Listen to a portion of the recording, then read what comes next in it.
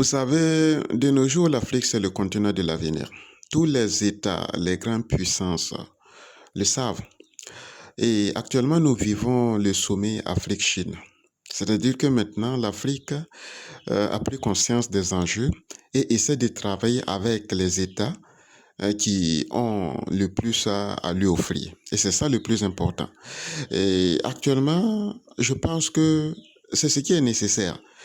Il ne faudra pas que les anciens partenaires puissent quand même venir profiter de nous sans rien nous donner en retour.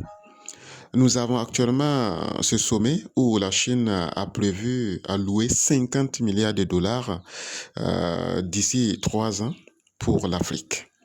Donc, avec ce partenariat qui est gagnant-gagnant, qui n'a jamais existé nulle part ailleurs, sans condition, il faut quand même reconnaître que ça, c'est le monde qui est en train de changer. C'est le Sud global et la Chine qui est là, et c'est le nouvel ordre mondial qui se concrétise. Et je me demande, il y aura des moments où le BRICS sera renforcé. C'est pas seulement l'Afrique du Sud, mais les puissances africaines vont rejoindre les BRICS parce que ce sont des partenariats qui sont fluides et moins de problèmes.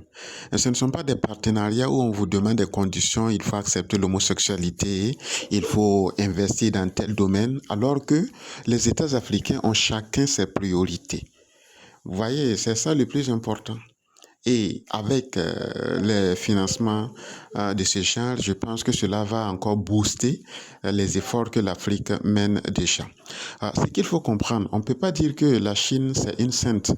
Voilà, la Chine aussi a ses relations, ses priorités et aussi ses intérêts. Mais parmi les grandes puissances, l'Europe, les États-Unis, on peut quand même dire que les Chinois, c'est un partenariat égal à égal, si je peux le dire ainsi.